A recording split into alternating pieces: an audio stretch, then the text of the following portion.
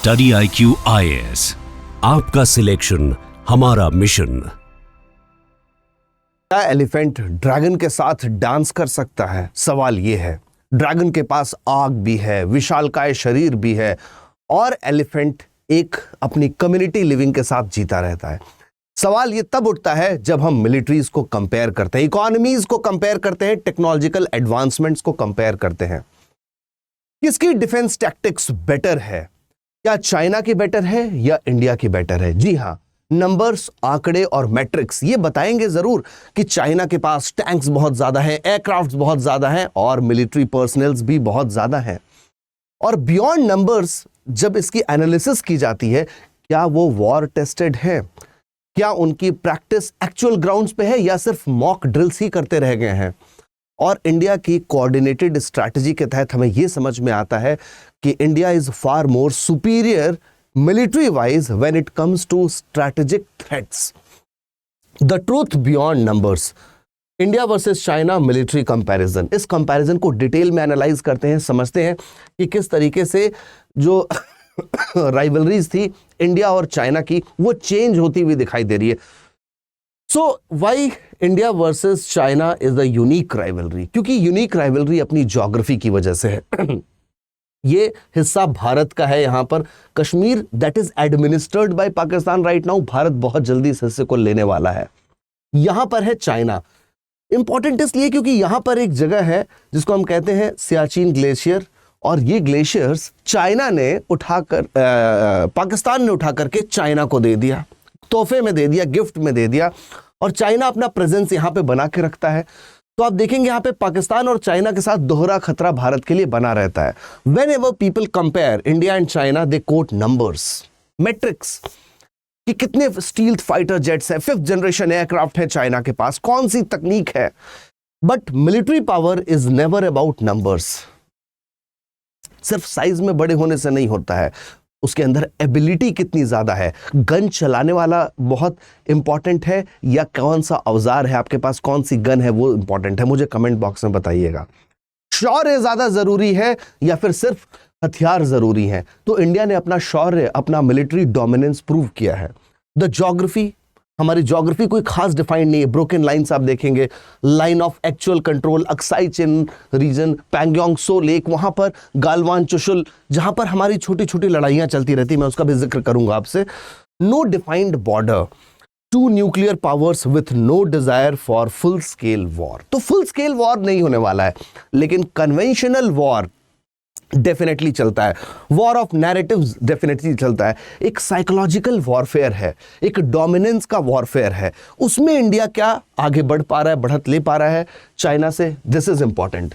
Flashback में चलते हैं 1962। एक लेसन लर्न किया इंडिया ने।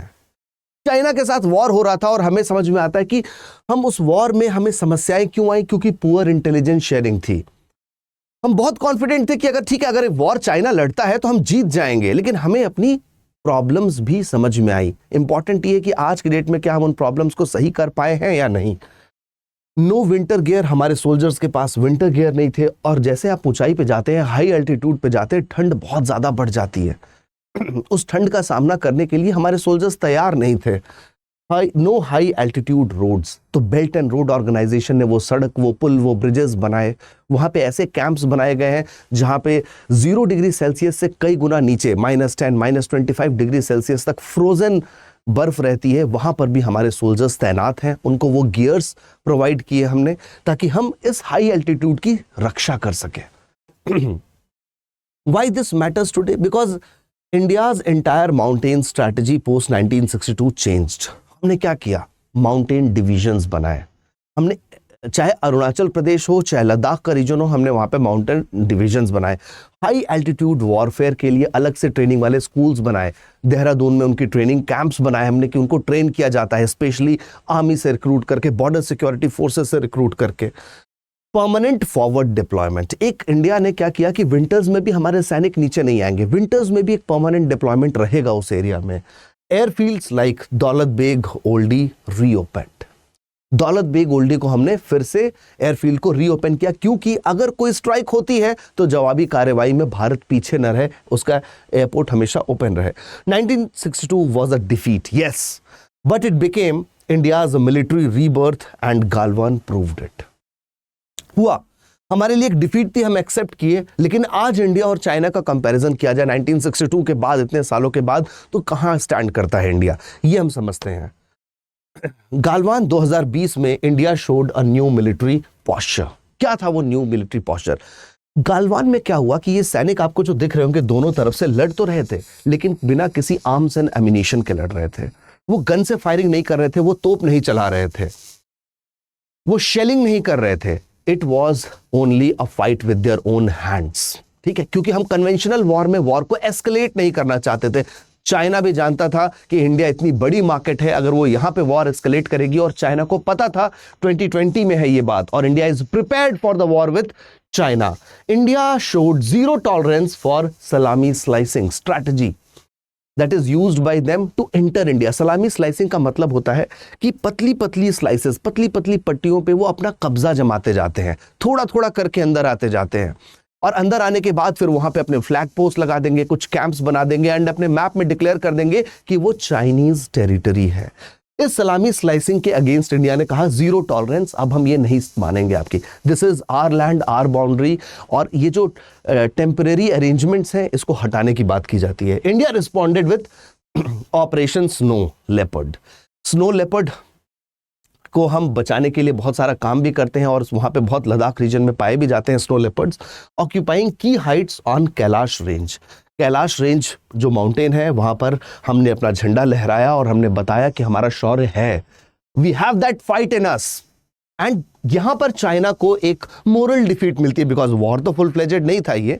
Galwan was the first deadly clash in 45 years. No guns fired but hand to hand combat, stones, metals, rods, इतना ही यूज किया गया. हैंड टू हैंड कॉम्बैट होता है, और वहां पे वी स्टूड फास्ट. अगर आर्मी का कंपैरिजन करें नंबर्स वर्सेस डिप्लॉयमेंट, चाइना का ज्यादा है. 2 million active personnels, 9,000 tanks and large artillery inventory. बहुत ज्यादा आर्टिलरीज हैं उनके पास, एमिनिशंस हैं. इंडिया के पास महज 1.4 मिलियन एक्टिव पर्सनल्स हैं, 5,500 टैंक्स हैं, लगभग आधे चाइना के. हैवी माउंटेन इन्फेंट्री फोकस है. हमने स्ट्रैटेजिकली फोकस किया कि माउंटेन टेरेन में, डिफिकल्ट टेरेन में किस तरीके से वॉर को कंटिन्यू किया जाएगा. India's logistics at high altitudes are battle tested. ये बहुत इंपॉर्टेंट बात है, बैटल टेस्टेड. ऑपरेशन सिंदूर के दौरान हमने इसको टेस्ट किया, अपने वॉर इक्विपमेंट्स को टेस्ट किया, and they were working perfect. Real war China ने कब लड़ा है आखिरी?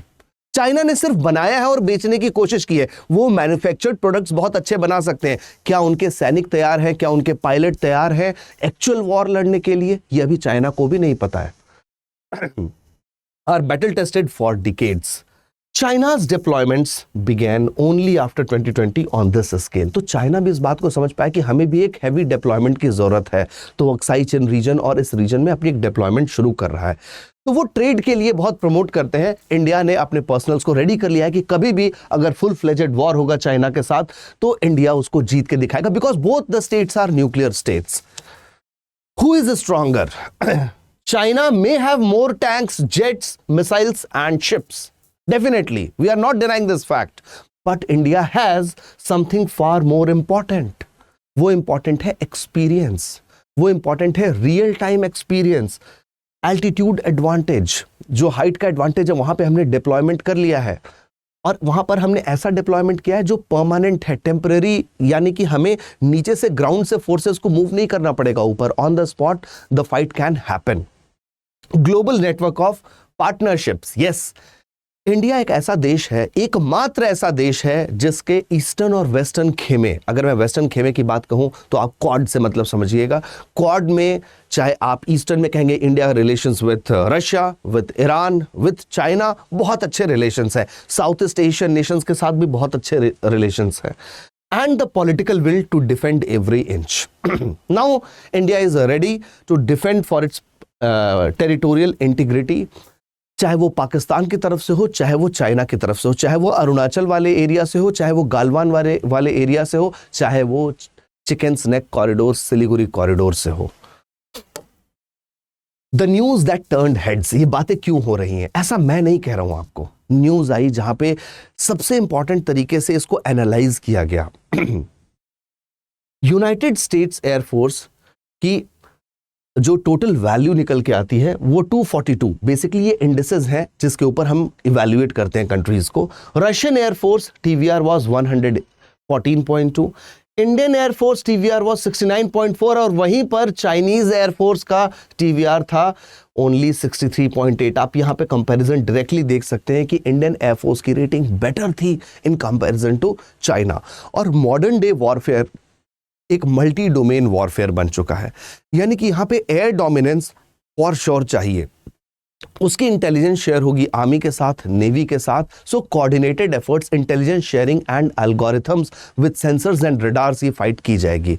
India surpasses China to become the world's third most powerful air force after US and Russia. This is a big thing, this is really a big thing. अगर आप rating देखेंगे, with formidable fighters like Rafale, Sukhoi 30 MKI, Tejas and a strong focus on indigenous production।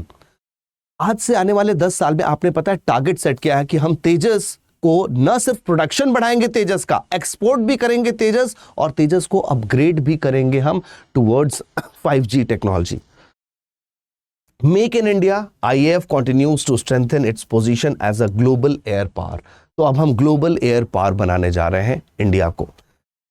India for the first time ever is officially ranked ahead of China. So this is what China भी परेशान है देख करके कि क्या Indian air force इतनी capable है कि वो चाइना से भी आगे रेटिंग मिल गई है उसको, बिकॉज इंडिया ने टाइम एंड अगेन इसको प्रूव किया है। चाइनीज जो ड्रोन्स थे मैन्युफैक्चर करके उसने पाकिस्तान को दिए थे ऑपरेशन सिंदूर के दौरान, इंडिया ने उसको मार गिराया S-400 ट्रम्प के थ्रू, और एक भी ड्रोन इंडिया में एंट्री नहीं ले पाता। इंडिया ने प्रिसिजन एयर स्ट्राइक किया ऑपरेशन सिंदूर में 314 किलोमीटर दूर मुजफ्फराबाद के कैंप पे, और उसको खत्म कर दिया। So India has demonstrated it और पाकिस्तान को पता भी नहीं चला।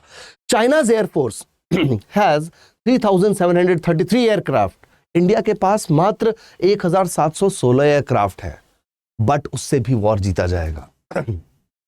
So how does a country with less than half of fleet beat the Asian superpower next door? सवाल ये है। तो अभी इंपॉर्टेंट ये है कि हमें सिर्फ गन से इकट्ठा नहीं करनी, गन को चलाने वाले ट्रेन्ड पर्सनल्स भी इंपॉर्टेंट है, उसकी ट्रेनिंग कैसी है। तो India focused on the right spot. 1962 के बाद इंडिया ने इन्वेस्ट किया अपने सोल्जर्स में, ना कि सिर्फ आर्म्स एंड एमिनिशंस में, ना कि सिर्फ टेक्नोलॉजी में। Because this isn't about size, it's about capability building, balance and battle readiness। हम कितना रेडी हैं एक बैटल को लेकर के, कितना प्रिपेयर्ड है उसको लेकर के। जिस प्रकार से एग्जाम की तैयारी करते हैं तो सिर्फ किताब खरीदने से सिलेक्शन नहीं हो जाएगा, आपको पढ़ना पड़ेगा उसको। उसी प्रकार से सिर्फ हम आर्म्स एंड एमिनिशन से इकट्ठा करने से वॉर नहीं जीत सकते हैं। We need the proper training capability of the soldiers। India's silent air revolution। 2010 में इंडिया was flying MiG-21। हम MiG-21 चला रहे थे, निक नेम्ड फ्लाइंग कॉफिन्स, क्योंकि वो एयर में कुछ ग्लिच आने की वजह से बहुत पुराने हो चुके थे, रशियन सप्लाइड थे, वो बर्स्ट भी हो जाते थे, ये प्रॉब्लम थी। Now India's last MiG-21 squadron has been retired and what replace them? किसने रिप्लेस किया उनको? एक बहुत बड़े स्क्वाड ने। अब उसको रिप्लेस करके इंडिया के पास क्या है? 36 रफाल जेट्स प्राण की दसॉल कंपनी के साथ हमने लिया 36 Rafale jets, the most advanced 4.5 generation fighters in Asia. अब इंडिया 5th जनरेशन खुद बनाने वाला है। सुखोई 30 MKI 270 लिया इंडिया ने, India's air dominance workhorse Sukhoi. Tejas LCA, India's own home grown multi role fighter, Atmanirbhar Bharat के तहत खुद HAL बना रही है इसको। Netra airborne warning systems and Israeli's Falcon, साइडन 8 एयरक्राफ्ट जिसके थ्रू हम एक मूवमेंट के साथ हम ट्रैक कर पाते हैं रडार के थ्रू कि कहीं पे भी कोई एयर स्पेस में इंटर ना करे। Systems for real time battle awareness. तो इंडिया ने ये डेमोन्स्ट्रेट करके दिखाया कि how much ready we are, how much prepared we are. ये आपको आज दिख रहा होगा कि हमने ये एरोप्लेन्स रेडी की हैं, ये ऐसे ही नहीं हुआ, ये स्ट्रैटेजिक नहीं था, ये सिंबॉलिक नहीं था। इसके पीछे पूरी हमने एनालिसिस की है कि किस तरीके से हम अपने नेबर्स को काउंटर कर सकते हैं। इसी के साथ आज हम एक और एडिशन करेंगे S-400 ट्रम्प का। इंडिया ने बहुत बड़ा ऑर्डर प्लेस किया है रशिया के लिए, 300 S-400 ट्रम्प, ताकि हमारे एयर स्पेस में कोई भी एंट्री ना ले सके। China, despite its massive fleet, जो उनका एयरफोर्स है, hasn't fought a real air war since 1950s। बस प्रैक्टिस करते हैं ये लोग वहीं पे, drills, mock drills. Real war कहां पर है? They have not fought a single war, so are they actually ready, battle ready? This is a question. This matters because combat experience refines not just tactics but culture. The real culture is not imbibed into their forces but in Indian Air Force. The power of balance. It's not just about air-to-air combat, it's about entire air ecosystem. India कभी किसी से war नहीं चाहता, और मैं बताऊं कोई भी देश वॉर नहीं करना चाहता है, लेकिन हमें एक डेटरेंस, इसको एक साइकोलॉजिकल वेपन की तरह यूज करते हैं ताकि दूसरा देश वॉर करने के पहले 3 बार सोचे। इसलिए हमने ये कहा कि हम एक पूरा इकोसिस्टम डेवलप करेंगे कि अगर कोई अटैक करता है तो सबसे पहले हम डिफेंड करेंगे। No first strike. इंडिया ने न्यूक्लियर डॉक्ट्रिन में भी इसको यूज किया, कन्वेंशनल वॉरफेयर में भी इसका इस्तेमाल करते हैं। तो हमने early warning, airborne early warning systems लगाए कि कोई भी अगर मिसाइल आ रही है, फाइटर जेट आ रहा है, स्टील टेक्नोलॉजी के साथ भी अगर आता है तो हम उसे इंटरसेप्ट कर सके। Aerial refuelling tankers for extended missions, वो टैंकर्स की एरोप्लेन में तुरंत हम रीफ्यूलिंग कर सकते हैं। Drones and unmanned aerial vehicle पे ध्यान दिया गया जैसे तपस, घाटक हमने बनाया। Integrated air defence command system developed, space based intelligence from ISRO. Now navy, अब आप मिलिट्री कंपैरिजन करेंगे तो नेवी का जिक्र करना बहुत ज्यादा जरूरी है। अगर आप ज्योग्राफी देखें चाइना की तो you will find that China South China Sea और ईस्ट चाइना सी के थ्रू मैक्सिमम ट्रेड करता है, और वो ट्रेड कहां से होके जाता है? ये होके जाता है मलक्का स्ट्रेट से। अगर मलक्का स्ट्रेट बंद हो जाए किसी कारण से तो चाइना का ट्रेड रुक सकता है। तो मलक्कन स्ट्रेट एक डायलेमा की तरह, एक पेन पॉइंट की तरह, एक चोक पॉइंट की तरह है चाइना के लिए। तो चाइना यहां पर कोशिश करता है कि इन आइलैंड्स पे अपनी पावर, अपनी धाक जमा सके थ्रू 9 डैश लाइन। वहां के आइलैंड्स को, वहां के साउथ ईस्ट एशियन नेशंस के ऊपर एक प्रेशर बनाने की कोशिश करता है, एक हेजेमनी बनाने की कोशिश करता है। वो कैसे कोशिश करता है? ये वहां के आइलैंड्स को जाकर के क्लेम करता है कि दिस बिलोंग्स टू चाइना, जैसे जिंगशा, नानशा, पारासेल आइलैंड। ये आइलैंड्स दूसरे देशों के हैं, तो यहां पर एक डिस्प्यूट शुरू हो जाता है। वेयर एज इंडिया के पास है वास्ट इंडियन ओशन रीजन, चाहे हम गल्फ ऑफ एडन में ट्रेड करना चाहें, हम स्ट्रेट ऑफ हॉर्मुज में ट्रेड करना चाहें, इंडिया के पास एक कनेक्टिविटी है towards South East Asia as well as towards Middle East. China's navy world's largest by numbers, but China is locked behind.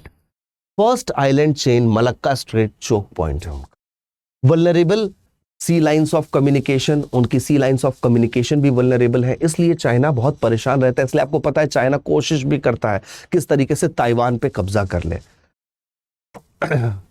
और इंडियन नेवी को आप देखेंगे डोमिनेट्स इंडियन ओशन रीजन, जो कि बहुत ह्यूज है, बहुत वास्ट है Indian Ocean region. Can cut off China's oil supplies from Gulf and Africa any time.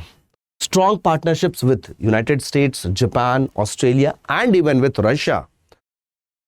INS तमाल अभी हमने रशिया से ही लिया है, अब हम इंडिजिनस मैन्युफैक्चरिंग उसमें भी करेंगे, INS में भी। China cannot risk a long war. क्यों नहीं रिस्क कर सकता है वॉर? क्योंकि उसको पता है कि 80% of oil flows through Indian ocean routes. अब इंडियन ओशन से 80% ऑयल आ रहा है चाइना में। अगर इंडिया ने एयर स्ट्राइक के साथ साथ तेल की सप्लाई भी बंद कर दी तो वॉर कैसे होगा? आपके देश के सिटीजन्स को खाना कैसे मिलेगा? इन्फ्लेशन बढ़ जाएगा। That creates a real problem for China. Why it matters because ये जो 2 देश हम बात कर रहे हैं, इंडिया एंड चाइना, ये न्यूक्लियर आर्म्ड है, न्यूक्लियर स्टेट्स हैं।